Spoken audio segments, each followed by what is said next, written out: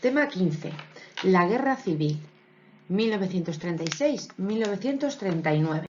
La Guerra Civil Española constituye sin duda el acontecimiento más dramático de la historia reciente del país. Acabó con un intento de apertura y modernización que había querido poner al país en situación equiparable a la de las democracias occidentales.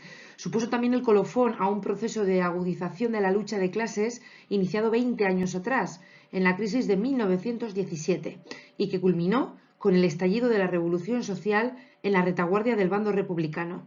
La victoria del bando franquista en 1939 truncó el proceso democrático abierto en 1931 y se resolvió con la implantación de una dictadura personal que duró 4 décadas.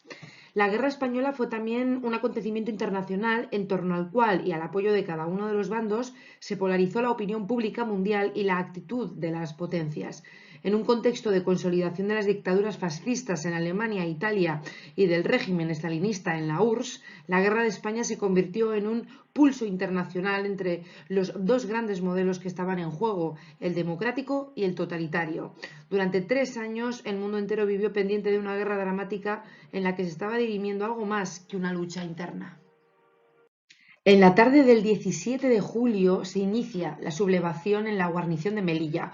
Los oficiales rebeldes se hicieron con la ciudad sin excesivas dificultades, situación que se repitió en Ceuta y en Tetuán. Todos los que intentaron oponerse al golpe fueron reducidos y la mayoría fusilados. Esa noche Franco emprendía vuelo desde Canarias y el día 19 llegaba a Tetuán para ponerse al frente del ejército de África. El jefe de gobierno, Casares Quiroga, no comprendió la importancia de la rebelión. Perdió unas horas decisivas sin tomar medida alguna, ni dio instrucciones a las autoridades provinciales, ni hizo caso de las peticiones de los sindicatos y partidos obreros de que les entregara armas. En la mañana del día 18, Queipo de Llano se sublevó en Sevilla y con la ayuda de unos pocos miles de oficiales, soldados y falangistas consiguió dominar todos los centros neurálgicos de la ciudad. Cuando los sindicatos quisieron reaccionar era ya tarde. Iniciaron la resistencia en los barrios populares, pero acabaron siendo vencidos por las tropas rebeldes.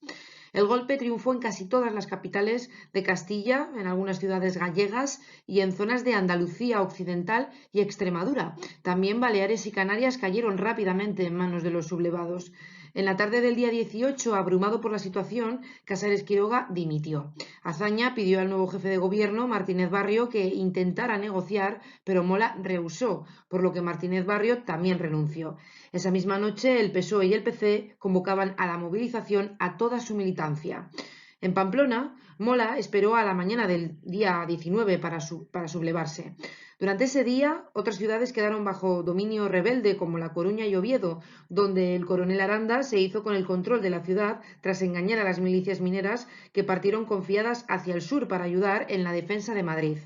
Durante varios meses, la capital asturiana permanecería sitiada desde las cuencas mineras. En Andalucía, los sublevados consiguieron desembarcar algunas unidades del ejército de África que iniciaron una marcha hacia el norte con el objetivo de enlazar las dos zonas en que había triunfado el golpe. Este se impuso también en Granada y Zaragoza, pese a la importancia que allí tenía el movimiento obrero. La rebelión fracasó, sin embargo, en otros puntos importantes. La mayor parte de Aragón, Asturias, toda Cantabria, Cataluña, Levante y buena parte de Andalucía Oriental permanecieron leales a la República. En Vizcaya y Guipúzcoa, la actitud del PNV, que declaró su lealtad al gobierno republicano, inclinó la balanza contra la sublevación. Pero sin duda, los fracasos más graves se produjeron en Madrid y Barcelona. El día 19, en la capital catalana, la CNT lanzó a los obreros a las calles y se hizo con armas para enfrentarse a las tropas golpistas. Con la colaboración de los guardias de asalto y la Guardia Civil, que permaneció leal al gobierno de la Generalitat, rechazaron el avance y sitiaron a los insurrectos. Cuando llegó el general Gódez, que debía tomar el mando de los sublevados, era tarde y solo pudo rendirse ante el gobierno de Companys. En Madrid, el nuevo presidente del gobierno, José Giral, entregó armas a las milicias obreras, formadas apresuradamente por socialistas y comunistas con ayuda de algunos oficiales. El día 20, estas unidades consiguieron vencer a los golpistas que se habían refugiado en el cuartel de la Montaña.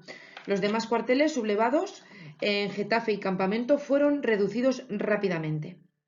En general, el golpe triunfó o fracasó en función de dos condiciones fundamentales: la rapidez y coordinación de sus protagonistas y la capacidad de reacción de las fuerzas populares. En las primeras horas, sin respuesta gubernamental, solo la indecisión de muchos golpistas les llevó al fracaso, pese a que la sublevación no tuvo apenas respaldo popular mayoritario, si exceptuamos Pamplona o Burgos. Desde el día 19, sin embargo, la clave estuvo en las dudas de muchos gobernadores y alcaldes que rehusaron la orden de entregar armas a las organizaciones populares, temerosos de su uso posterior. También fue fundamental la actitud leal o rebelde que tuvieron las unidades de la Guardia Civil, que en varias ciudades inclinaron la decisión hacia uno u otro bando. Desde el punto de vista geográfico, la zona bajo control de los militares sublevados ocupaba dos amplias regiones al sur y norte de la península, además del norte de África, Canarias y Baleares. También la zona republicana estaba repartida en dos, si bien el núcleo principal permanecía mucho más aglutinado que el territorio rebelde. Los sublevados controlaban buena parte de la frontera portuguesa, mientras que la zona del Pirineo, mejor comunicada con Francia, permanecía leal a la República. Esta dominaba además la costa mediterránea y buena parte de la Atlántica. Desde el punto de vista económico, la República tenía mayor dominio de las regiones industriales. Toda la siderurgia, la industria mecánica, la textil, buena parte del hierro y del carbón estaban en sus manos. Además, contaba con reservas suficientes de trigo en La Mancha y de cultivos como el arroz o los cítricos levantinos. El mando sublevado, por su parte, tenía las reservas de cereal y ganado de la meseta norte y Galicia, además del carbón leonés y las minas de Río Tinto. La República les aventajaba en otro aspecto importante: contaba con las reservas de oro del Banco de España. Pero esa superioridad se resquebraja si atendemos a los efectivos militares. Teóricamente, la mitad de las unidades del ejército de tierra permanecía bajo el control del gobierno republicano, pero la gran mayoría de los oficiales se habían sublevado y las unidades estaban prácticamente desarticuladas, lo que obligó al gobierno a empezar casi desde cero para recomponer un ejército sobre la base de las entusiastas pero inexpertas milicias obreras. Hubo que improvisar prácticamente un estado mayor sin generales. Además, el bando golpista contaba con varias divisiones íntegras en Castilla, Galicia y Andalucía, y sobre todo con el ejército de África, el mejor equipado y entrenado. No ocurrió lo mismo con la flota y la aviación. En la mayor parte de los buques de la Armada, los marineros se rebelaron contra los oficiales golpistas, siguiendo órdenes del ministerio, y pusieron el mando en manos de otros leales al gobierno. Apenas media docena de buques quedó en manos de los sublevados. La escuadra republicana recibió órdenes de bloquear el estrecho e impedir el traslado del ejército de África. Sin embargo, las bases de El Ferrol y San Fernando habían quedado bajo dominio de los rebeldes, que en pocas semanas pudieron utilizar los buques en reparación situados en ellas. Respecto a la aviación, la República tenía en sus manos la mayor parte de los aviones, si bien muchos de ellos habían sido inutilizados por los oficiales sublevados antes de ser reducidos. La sublevación tuvo curiosamente una consecuencia similar en ambos bandos: la ausencia de un poder civil organizado, si bien con caracteres muy distintos. En el lado sublevado, la autoridad quedó en manos de un puñado de generales sin una clara jefatura. Se organizaron a través de bandos que, siguiendo instrucciones de Mola, establecieron un régimen autoritario, militarizado al máximo y totalmente restrictivo de las libertades civiles. En el lado republicano, la red de gobernadores civiles y militares estaba completamente deshecha y el gobierno quedó sin autoridad. El poder real quedó en manos de comités obreros organizados por los partidos y sindicatos, sobre todo en los lugares en que su papel había sido decisivo para hacer fracasar el golpe. Era el caso de Cataluña, donde el Comité de Milicias Antifascistas, bajo control de la CNT, dirigió las primeras operaciones y dictó las medidas de guerra ante una Generalitat que se limitaba a dar su aprobación. Las primeras semanas después del golpe fueron de una violencia inusitada en ambos bandos. Proliferaron los juicios sumarios sin garantía alguna, seguidos de ejecuciones y los asesinatos. Es muy difícil calcular cuántas miles de personas fueron ajusticiados en aquellos días. En el bando sublevado, los fusilamientos fueron la respuesta habitual a la resistencia al golpe, por mínima que hubiera sido. Entre los ejecutados hubo varios generales de prestigio, como Bateto Núñez del Prado. También fue ejecutado en su Granada natal Federico García Lorca días después del golpe. En general, puede decirse que en la zona rebelde la represión fue bastante más organizada y dirigida que en el bando contrario, pese a que en ocasiones los pistoleros de Falange y de otros grupos afines actuaran por su cuenta. En la zona republicana, por el contrario, la represión fue espontánea y desigual. Fue una respuesta visceral al golpe, llevada a cabo por grupos casi siempre incontrolados por sus propias organizaciones. En las primeras semanas del golpe fueron juzgados por tribunales militares y fusilados los generales Godet y Fanjul, así como otros jefes rebeldes. En noviembre fue también condenado y ejecutado José Antonio Primo de Rivera, que estaba preso en la cárcel de Alicante desde la primavera por tenencia ilícita de armas. Desde finales del 36, sin embargo, la represión se atenuó mucho y las autoridades pasaron a controlar más la situación. Los primeros días de la guerra sirvieron para consolidar los frentes en la Sierra Madrileña, Andalucía y Aragón. Todos estos frentes permanecerían bastante estables durante el resto del conflicto. A principios de agosto, gracias a la ayuda alemana, se inició el traslado masivo del ejército de África a la península. Las tropas de legionarios irregulares iniciaron el avance hacia Madrid, pero Yagüe, que dirigía la marcha, decidió desviarse para atacar Badajoz, repleta de refugiados. Tras una breve y dura resistencia, las columnas rebeldes tomaron la ciudad al asalto y emprendieron a continuación una brutal matanza. Entre 2.000 y 4.000 personas fueron asesinadas, lo que provocó un enorme escándalo internacional. La toma de Badajoz permitió enlazar las dos zonas del bando sublevado y suministrar ayuda al ejército de Mola. Durante septiembre y octubre el avance de las tropas sublevadas fue continuo. Sucesivamente tomaron Irún y San Sebastián. Aunque los republicanos consiguieron detener el avance, Mola había cumplido uno de sus objetivos: aislar el País Vasco de la frontera francesa. En el sur, los sublevados conquistaron Ronda, terminaron con la resistencia de los mineros de Río Tinto y en septiembre llegaron hasta Talavera y Maqueda. El camino de Madrid parecía ahora abierto, pero fue entonces cuando Franco tomó la decisión de desviar sus tropas para tomar Toledo, en cuyo alcázar aún resistía un grupo de sublevados. El día 27 las fuerzas mandadas por Varela entraban en la ciudad. La toma del alcázar se convirtió en una baza propagandística y tuvo un efecto decisivo en el ascenso de Franco a la jefatura de los sublevados, pero también retrasó el asalto a Madrid, lo que permitió a los republicanos organizar la defensa. El día 18 de octubre, las fuerzas de Varela llegaron a las afueras de Madrid e iniciaron una operación de tenaza sobre la capital, desde el sur y el oeste. El gobierno decretó la militarización de las milicias y se organizaron las primeras brigadas mixtas, compuestas por soldados y milicianos. Se trasladaron a Cartagena el oro y la plata del Banco de España y se envió al presidente Azaña a Barcelona. Mientras, cuando la capital, repleta de decenas de miles de refugiados y con graves problemas de abastecimiento, empezaba a ser bombardeada por los Junkers alemanes, llegaron los primeros tanques rusos y refuerzos de los frentes del norte, entre ellos la columna anarquista dirigida por Durruti. El 2 de noviembre las tropas franquistas dominaban ya todos los pueblos del sur de la ciudad.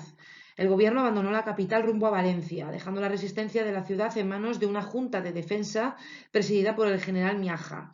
El hallazgo fortuito en un tanque enemigo del plan de ataque de los asaltantes facilitó la defensa.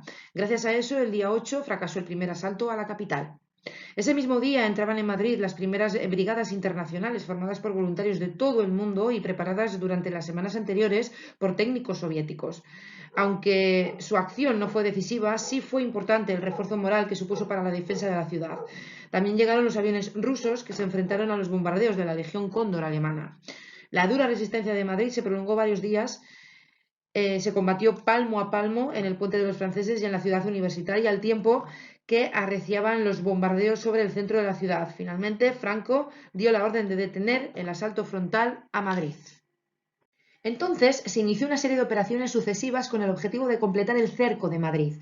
El primer intento se produjo en el noroeste y permitió a las tropas de Varela avanzar hacia la carretera de La Coruña, pero sin romper las comunicaciones republicanas con la sierra. Un segundo intento tuvo lugar en febrero, cuando las tropas franquistas atacaron en el Valle del Jarama. La resistencia republicana y la dureza de los combates durante 2 semanas llevaron finalmente a ambos bandos a desistir.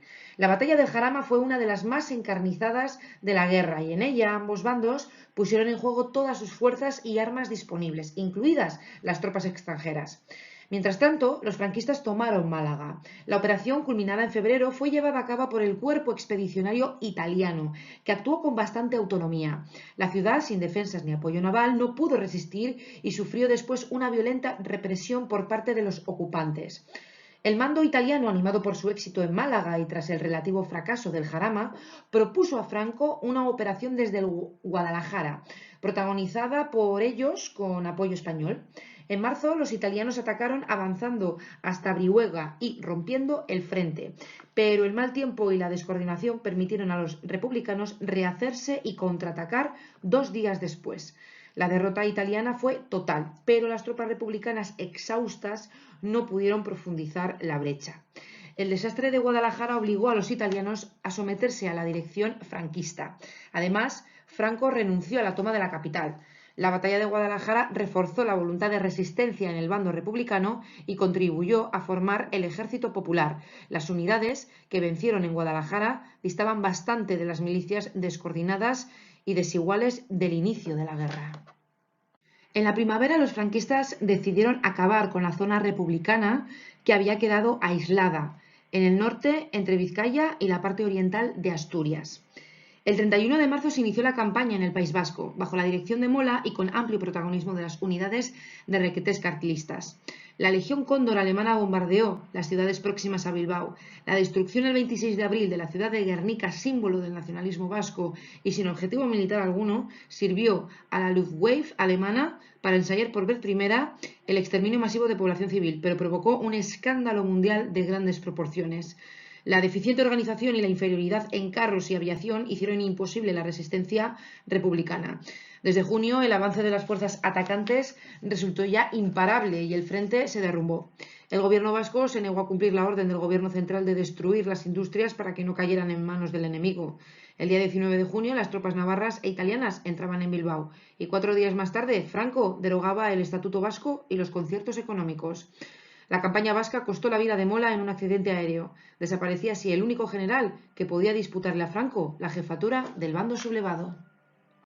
Una vez caído Bilbao, el jefe de Estado Mayor republicano, Coronel Rojo, planeó una ofensiva en Brunete, con el objetivo de romper el cerco de Madrid y aliviar la presión sobre las maltrechas fuerzas del norte. Las fuerzas republicanas atacaron el 5 de julio, rompieron el frente y consiguieron avanzar unos 15 kilómetros, pero días después las tropas de Varela contraatacaron con éxito y estabilizaron las posiciones. La batalla supuso de nuevo numerosas bajas por ambas partes. En la ofensiva sobre Santander, a comienzos de agosto, resultó de nuevo decisiva la inferioridad republicana en armamento. El avance franquista fue rápido. Después de una evacuación precipitada, el día 26, los franquistas entraron en Santander. De nada sirvió la nueva ofensiva de distracción republicana lanzada en Aragón. Aunque el avance llegó a ser notable, los franquistas resistieron en torno a Belchite. El pueblo cayó, arrasado, el 3 de septiembre, pero el bando republicano detuvo la operación ante la imposibilidad de alcanzar los objetivos. En septiembre comenzó la ofensiva en Asturias. Durante un mes, los mineros, apoyados en la dureza del terreno, lucharon desesperadamente e impidieron el avance del enemigo, pero en octubre se rompió el frente y las líneas republicanas comenzaron a derrumbarse. La evacuación, en este caso, resultó imposible, al estar los puertos bloqueados por la escuadra franquista. El día 21 de octubre cayó Gijón y se inició una violenta represión en las cuencas mineras. La caída de la zona norte trajo importantes consecuencias. No solo fue un duro golpe moral para la República. Las minas de carbón y hierro y buena parte de la industria pesada pasaron casi intactas a manos franquistas. Estos, además, pudieron concentrar todas sus fuerzas en el frente sur y su escuadra en el Mediterráneo.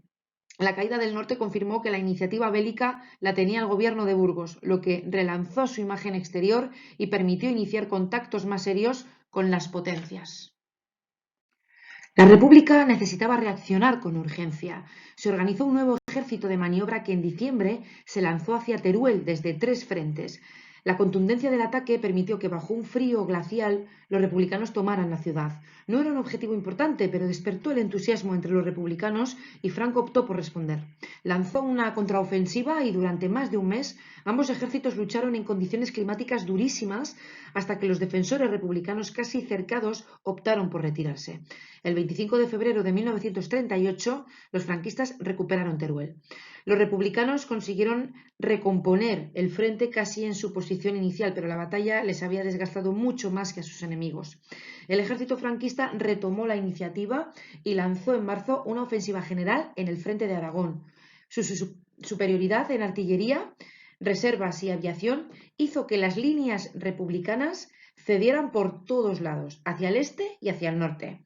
Finalmente, el 15 de abril, las tropas franquistas alcanzaban el Mediterráneo a la altura de Vinaroz, partiendo en 2 la zona republicana. Inmediatamente el operativo se dirigió hacia el sur con el objetivo de tomar Valencia, pero tras varios intentos el agotamiento llevó en julio a detener la ofensiva. La llegada franquista al Mediterráneo produjo una grave crisis interna en el bando republicano. La sensación de derrota comenzaba a extenderse y se hacía imprescindible retomar la iniciativa. Se preparó entonces un ataque de gran envergadura en el Ebro. En la noche del 24 de julio, las fuerzas republicanas atacaron en masa y consiguieron atravesar el río a través de 3 puntos y trasladar carros, artillería, equipo y munición. En 3 días, las vanguardias republicanas habían conquistado varias posiciones elevadas 30 kilómetros más allá del Ebro.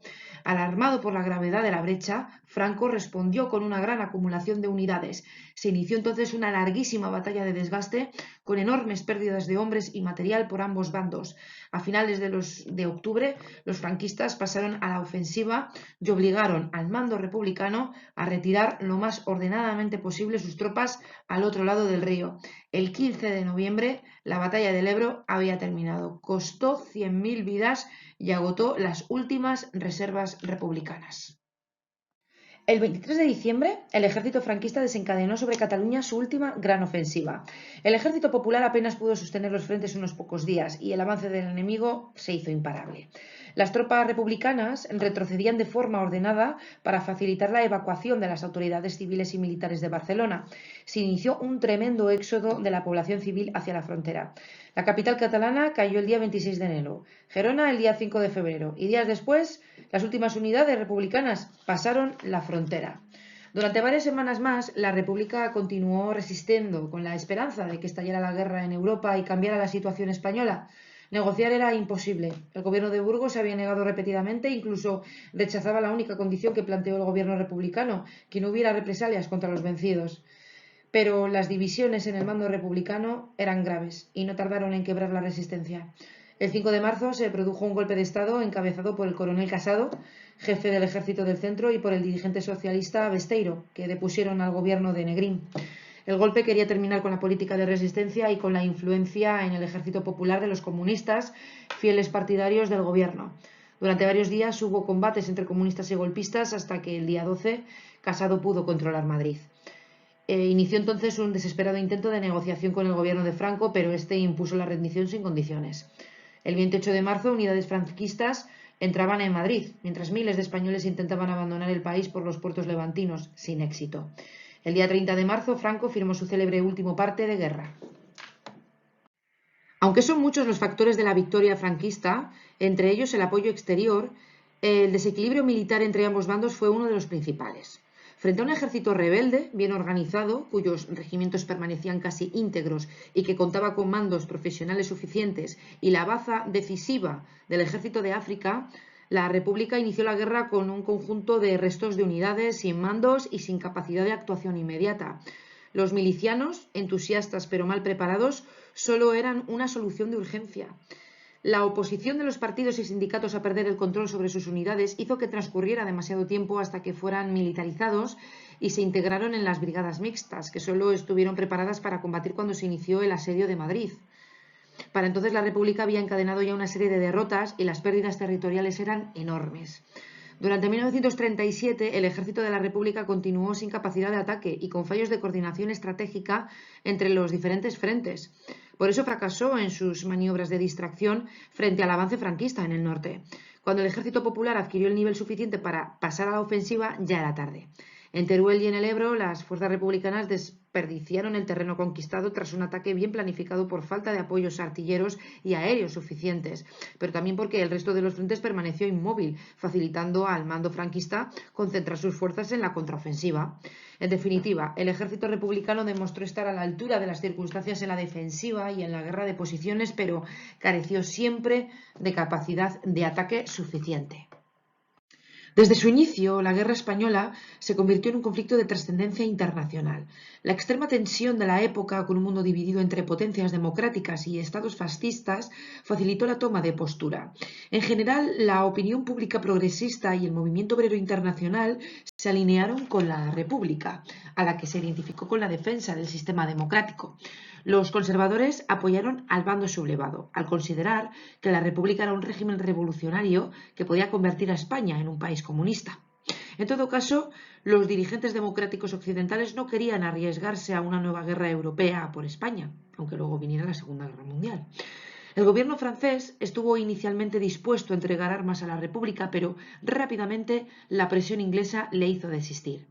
En agosto, por iniciativa británica, se constituyó el Comité Internacional de No Intervención, en el que se integraron 27 países, entre ellos Inglaterra, Francia, Alemania e Italia. Los firmantes se comprometieron a permanecer neutrales y evitar el suministro de armas y recursos a ambos contendientes, pero el acuerdo de no intervención resultó ser un completo fraude.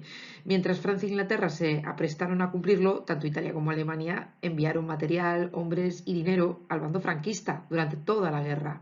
La República solo recibe ayuda de la URSS, pero en mucha menor cuantía y solo hasta 1938. Las potencias occidentales no solo transigieron con la violación del acuerdo, sino que en 1938 cedieron igualmente ante la anexión alemana de la región checoslovaca de los Sudetes. Esta cesión, el llamado Pacto de Múnich, significó el fin de las esperanzas de la República Española, por cuanto revelaba que las democracias europeas optaban por su propia y frágil situación de paz ante la amenaza del fascismo. Además, en los gobiernos occidentales pesaba más el anticomunismo y el miedo a la revolución que el respaldo a la democracia. Fue sintomática la actitud estadounidense. Mientras el gobierno de Washington se declaraba neutral y prohibía a sus ciudadanos apoyar a ninguno de los dos bandos, permitía que la compañía Texaco suministrara combustible al gobierno de Burgos durante toda la guerra. Además de la superioridad militar de los franquistas, la desigual ayuda exterior fue la otra causa determinante de su victoria. Tras el golpe, Franco y Mola solicitaron de inmediato a Italia y Alemania dinero, armas y sobre todo barcos. El triunfo de la sublevación pasaba por desembarcar en la península las tropas del ejército de África. Fue Franco quien consiguió el apoyo de Alemania, que envió varios barcos mercantes a través de una sociedad creada al efecto. Pronto comenzó a llegar la ayuda militar. Mussolini envió cerca de 70.000 hombres, con abundante munición y material de guerra. La Alemania nazi, por su parte, vendió armas a los sublevados y envió a España a la Legión Cóndor, unidad de élite de la aviación alemana, además de numerosos técnicos y asesores militares. Para Hitler se trataba de probar sus armas, obtener una posición sólida en el Mediterráneo y, sobre todo, adquirir, en compensación, materias primas españolas. También tuvieron la colaboración de Portugal, que facilitó la llegada de armas, sobre todo al inicio de la guerra. Por su parte, la República vio pronto cómo la inicial ayuda francesa quedó cortada por el acuerdo de no intervención. Solo más tarde comenzó a llegar la ayuda soviética, cuando Stalin aceptó vender armamento y enviar asesores por el temor a una expansión fascista en el Mediterráneo. Los primeros carros y aviones comenzaron a llegar justo a tiempo para la defensa de Madrid, en noviembre de 1936. Pero la ayuda rusa, pagada con el oro del Banco de España, fue bastante dispersa. Tuvo serias dificultades para llegar y obligó a dedicar la flota a labores de escolta, perdiéndose así una importante baza militar. En las duras batallas del verano del 38, la falta de artillería y de aviación, mientras el gobierno franquista recibía constantes suministros alemanes e italianos, resultaría definitiva. La otra ayuda que recibió la República fue la de las brigadas internacionales. Los brigadistas eran voluntarios antifascistas reclutados por el Comintern en todo el mundo, aunque muchos de ellos no eran comunistas. Empezaron a llegar en octubre del 36 y fueron entrenados en Albacete antes de incorporarse a los frentes. Se calcula que llegaron a España a lo largo de 2 años unos 40.000 brigadistas. Su ayuda fue importante, sobre todo en la defensa de Madrid y en las batallas del 37, hasta Teruel.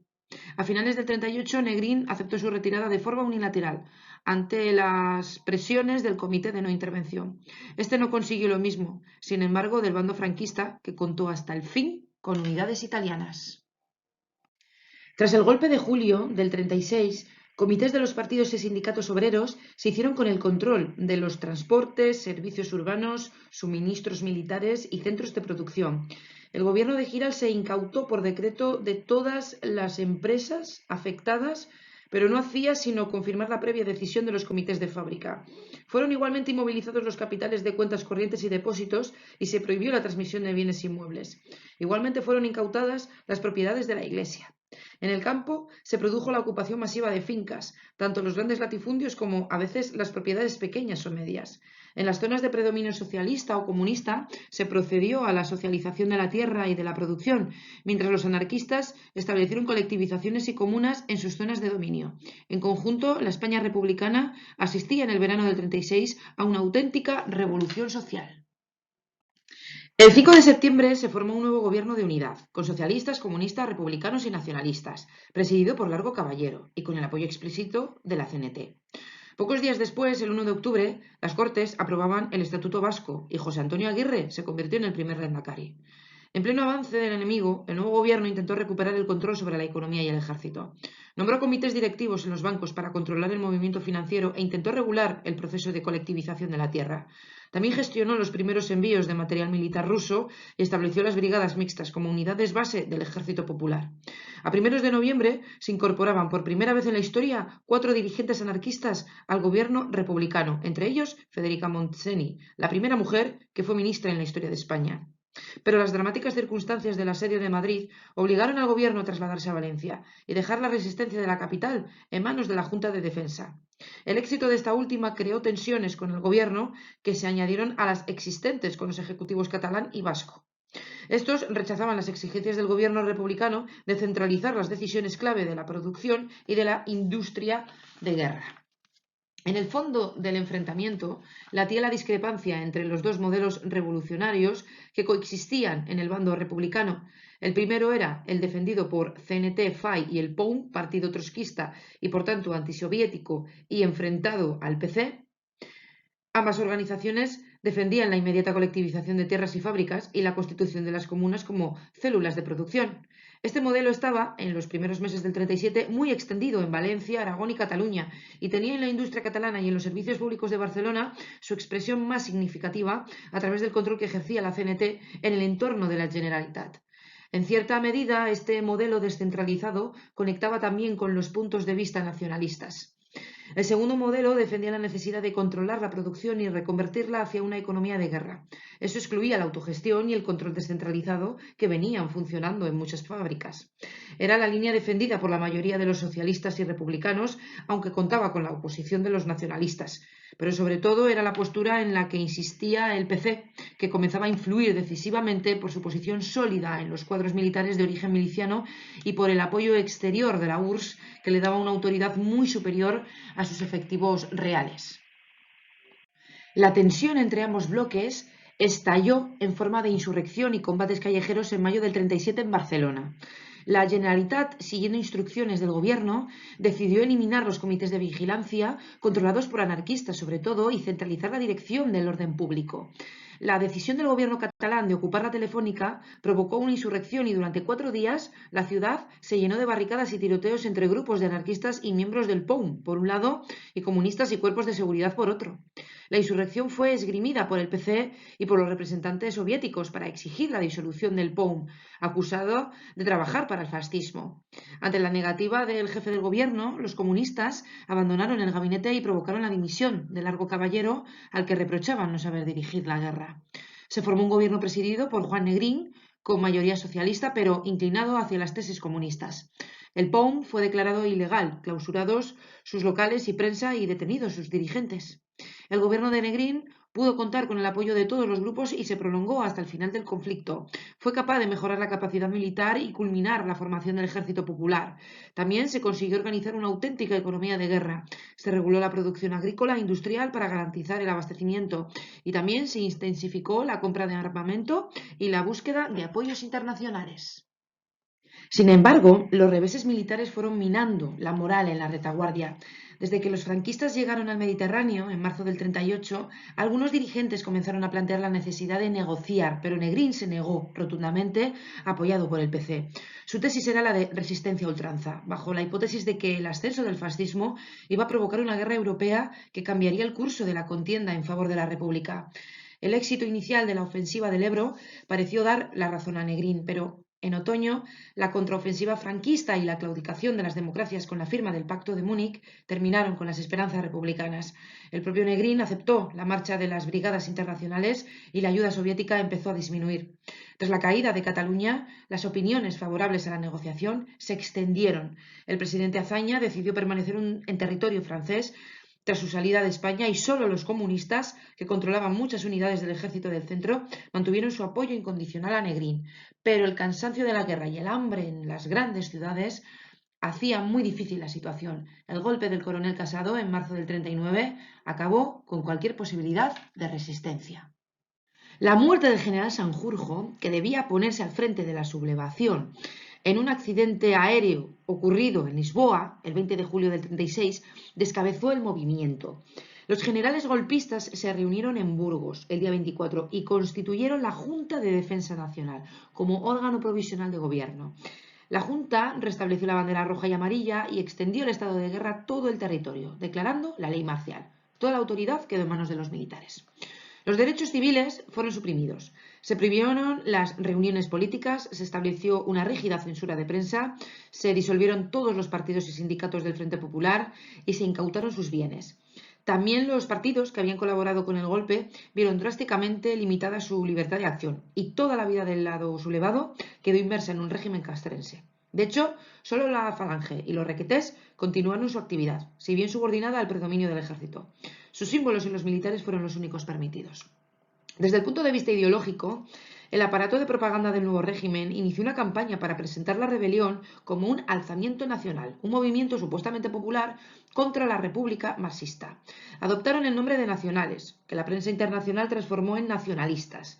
Se negó que fuera una guerra civil, al presentar al otro bando como antiespañol y a la República como un Estado detrás del cual había una conspiración de Moscú para establecer el comunismo en España. De hecho, en los tribunales militares se condenó a muchos republicanos como rebeldes, invirtiendo así la secuencia real de los hechos. En la justificación del golpe y del nuevo Estado tuvo desde el principio un papel primordial la Iglesia, la mayor parte de cuya jerarquía apoyó la conspiración y presentó la lucha como una cruzada para salvar a España del ateísmo. Pronto, las imágenes religiosas y los ritos católicos acompañaron a las ceremonias políticas y militares. La implantación de un poder militar permitió establecer la economía de guerra desde el principio. Se cancelaron todas las medidas de reforma agraria y se restituyeron las tierras a sus antiguos dueños. También se estableció una prestación personal de los campesinos para garantizar la recogida de las cosechas. En el 37 se creó el Servicio Nacional del Trigo, con el fin de comprar toda la producción a un precio oficial para distribuir los excedentes. No hay que olvidar que las principales regiones cerealeras quedaron desde el principio en la zona de los sublevados. Gracias a ello, no hubo escasez y se garantizó el suministro a las tropas y una renta mínima a los campesinos.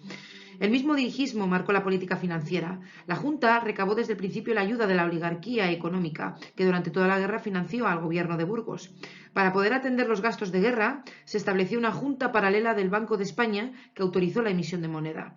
También se endeudó al futuro Estado con compras masivas a créditos de material de guerra alemán e italiano, así como mediante la entrega de materias primas a ambos aliados.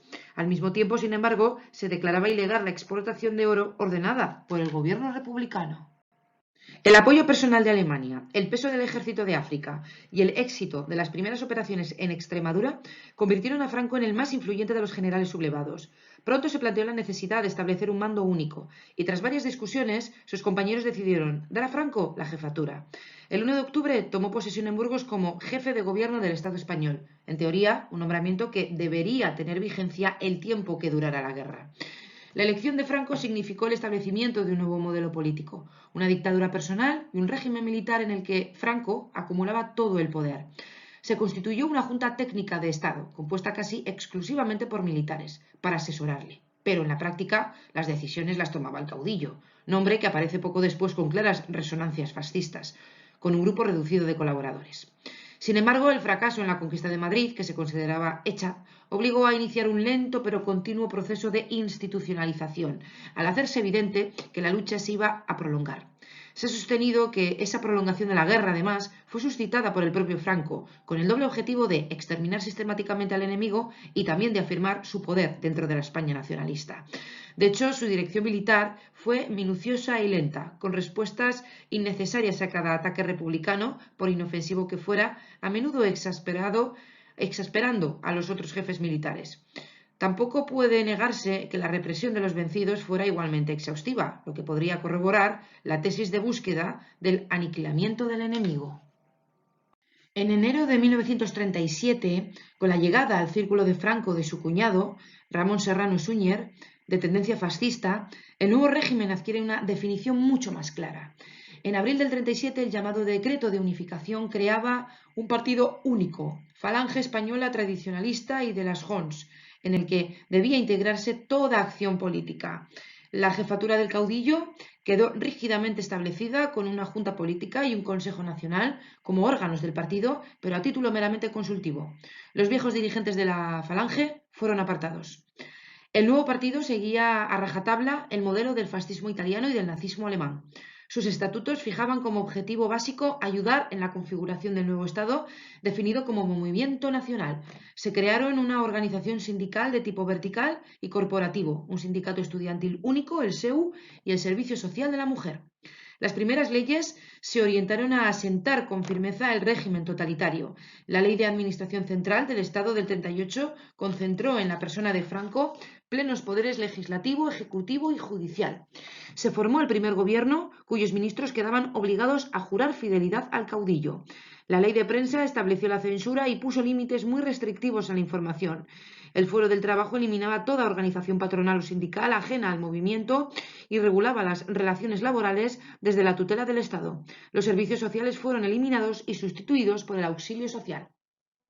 La Iglesia recibió su recompensa por el apoyo a la cruzada mediante la derogación de toda la legislación republicana que había perjudicado sus intereses. El nuevo régimen se declaró confesional y entregó a la Iglesia plena potestad para regular la educación y marcar con una impronta religiosa todas las manifestaciones públicas de carácter civil o militar. Se fijó un sueldo estatal para los sacerdotes, se permitió el retorno de la Compañía de Jesús, se eliminaron el matrimonio civil y el divorcio y la Iglesia quedó exenta de impuestos. La identificación entre el nuevo Estado y la Iglesia pronto dio lugar a un nuevo término, el nacionalcatolicismo, en imitación del nacionalsocialismo alemán. El carácter totalitario del nuevo Estado se culminó con el restablecimiento legal de la pena de muerte y la Ley de Responsabilidades Políticas de febrero del 39, que declaraba rebeldes a todos cuantos se hubieran opuesto al movimiento y apoyado por acción u omisión a la subversión roja. La ley ordenaba la constitución de tribunales integrados por militares, falangistas y juristas que serían los encargados en los años siguientes de la durísima represión que marcó la posguerra. Uno de los aspectos más controvertidos entre los historiadores es el de las pérdidas humanas ocasionadas por el conflicto. Las cifras son muy dispares, tanto por la dificultad que supone medir la mortandad de una guerra, como por el hecho de que se incluyan o no las muertes indirectas causadas por el hambre, los bombardeos o la represión de la posguerra. De forma aproximada, si sumamos las muertes ocasionadas por la guerra y la posguerra, la cifra rondaría el 500.000 de fallecidos. A ello habría que añadir las consecuencias de la caída de natalidad, así como el hecho de que la mortalidad se centró principalmente en la población joven y activa. Una de las consecuencias más brutales y duraderas de la guerra fue la represión que se desencadenó desde su inicio en los dos bandos y que se prolongó muchos años después del fin de las hostilidades. Se trata de una cuestión muy polémica, porque es muy difícil aportar datos definitivos. Respecto a la violencia que se produjo en la zona republicana, las cifras son muy claras, en buena medida porque al terminar el conflicto, las autoridades franquistas emprendieron una investigación judicial exhaustiva a la causa general que permitió concretar la lista de asesinatos y ejecuciones sumarias que se produjeron en la retaguardia republicana. Tras revisiones recientes, la cifra se aproxima a las 38.000 personas, un colectivo que incluía principalmente a miembros del clero, dirigentes de los partidos de derecha, empresarios, familias acomodadas y militares capturados tras sumarse al golpe. En su inmensa mayoría fueron asesinados en los primeros 3 meses de la guerra, cuando la descomposición del Estado permitió la actuación sin control de grupos violentos que tomaban venganza en el clima de odio desencadenado por el golpe y sus consecuencias. Desde el mes de octubre, el gobierno de Giral tomó medidas drásticas que permitieron acabar con la violencia incontrolada en pocas semanas. De hecho, algunos de sus causantes fueron juzgados y condenados. A partir del 37, la violencia política disminuyó drásticamente y se aplicó en todo caso por vía judicial. Mucho más difícil es analizar la violencia en la retaguardia del bando franquista. Durante más de 60 años, las investigaciones han tropezado con un muro de silencio y de ocultación de documentos. Solo en los últimos 20 años, los historiadores han comenzado a elaborar listas de desaparecidos. Los datos más recientes son los aportados por la Asociación para la Recuperación de la Memoria Histórica y otras organizaciones dedicadas a localizar y exhumar los cadáveres de las fosas en las que se enterraba a los asesinados. En la documentación aportada a la Audiencia Nacional en septiembre del 2008 se incluye una lista de unos 133.000 desaparecidos entre la guerra y la posguerra. Es una lista incompleta porque solo la mitad de las provincias ha sido investigada de forma exhaustiva. Incluso en ellas cabe calcular que hay personas no contabilizadas. Es posible que cuando se extiendan las investigaciones la cifra definitiva se aproxime a las 200.000 personas. La enorme diferencia entre las cifras de la represión de ambos bandos tiene que ver con el hecho de que en la retaguardia franquista la captura y ejecución sumaria de miembros del Frente Popular, milicianos o simplemente de simpatizantes de izquierda se hizo de forma sistemática, constante y amparada por las autoridades durante toda la guerra. Y sobre todo porque esa represión continuó en la posguerra, mediante consejos de guerra, juicios sin garantía al personal civil y ejecuciones en los campos de concentración.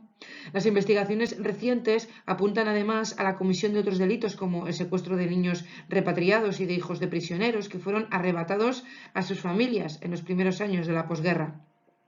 La prolongación de la guerra y el carácter generalizado de las matanzas en el bando franquista ha llevado a algunos historiadores a hablar incluso de que el exterminio fuera en realidad el objetivo principal de los sublevados, conclusión avalada por la recomendación de violencia sin contemplaciones que se incluía en alguno de los bandos de los generales rebeldes.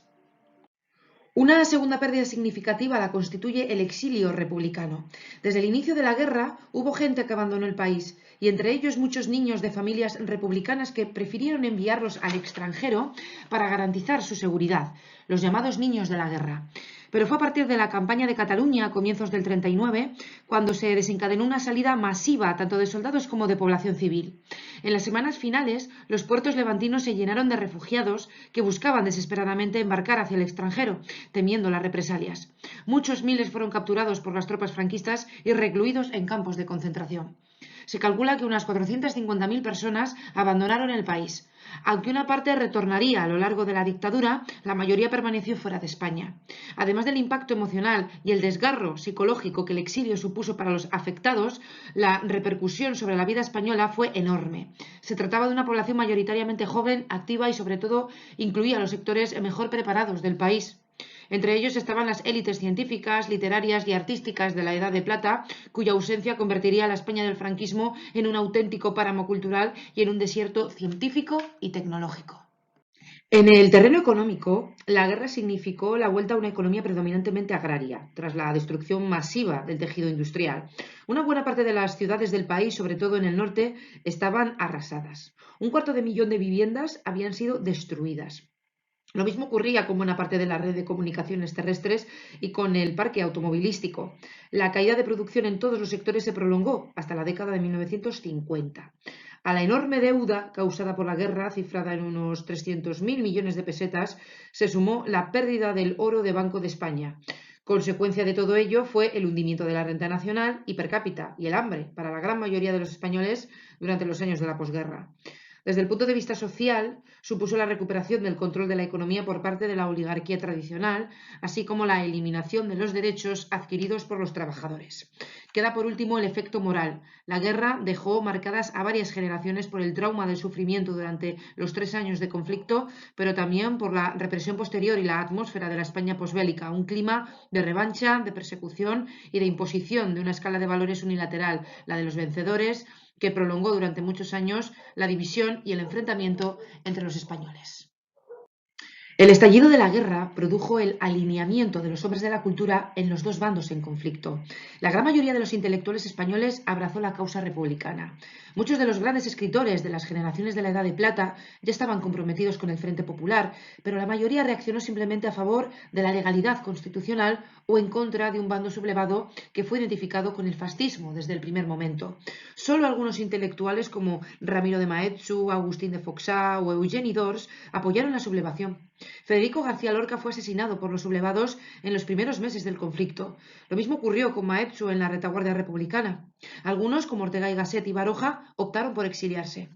Durante el conflicto, los modelos culturales de ambos bandos fueron diametralmente opuestos. En la España franquista se impuso una concepción unilateral y excluyente de cultura, basada en la exaltación de la patria, de la tradición, de la historia imperial y de la religión católica. Se eliminaron todas las reformas educativas de la República, se depuró a la mayoría de los maestros y se organizaron cursillos para dotar a los nuevos enseñantes de un bagaje ideológico en el que la religión católica ocupaba un papel esencial. La censura de publicaciones funcionó de forma drástica y el discurso cultural adquirió una monotonía absoluta acorde con los principios del régimen y la moral católica. En el lado republicano, por el contrario, la guerra produjo una exaltación del saber como instrumento de liberación y de victoria. Se defendió el derecho del pueblo al acceso a la cultura en un sentido amplio. Proliferaron las iniciativas de partidos, sindicatos y asociaciones de todo tipo para promover los libros, el teatro, el cine y la prensa entre toda la población, tanto en los frentes como en la retaguardia. Pese a las dificultades existentes, el esfuerzo de alfabetización que hicieron las instituciones republicanas fue enorme. Solo durante la guerra se crearon más de 5.400 escuelas y los grupos educativos e intelectuales llegaron a todos los rincones del país y, sobre todo, a las unidades del ejército. Las bibliotecas, los recitales de poesía y de romances de guerra, el cine y las charlas a cargo de escritores y artistas fueron una constante en el ejército popular, concebidos como arma de refuerzo y convicción moral, y promovidos por el Comisariado de Guerra. La censura funcionó, pero de una forma mucho más limitada que en la zona franquista, porque en el lado republicano coexistían partidos e ideologías muy diversas y enfoques distintos de la cultura. Solo en ocasiones la censura prohibió que salieran a la luz los enfrentamientos y las discrepancias entre las distintas organizaciones. Ambos bandos utilizaron la propaganda e impregnaron de ella toda la producción cultural. Los medios de prensa adversos fueron cerrados e incautados, así como las emisoras de radio. Estas últimas adquirieron una gran importancia porque permitían dirigirse no solo a los partidarios, sino también a los adversarios, y los dos bandos hicieron un uso exhaustivo de sus posibilidades.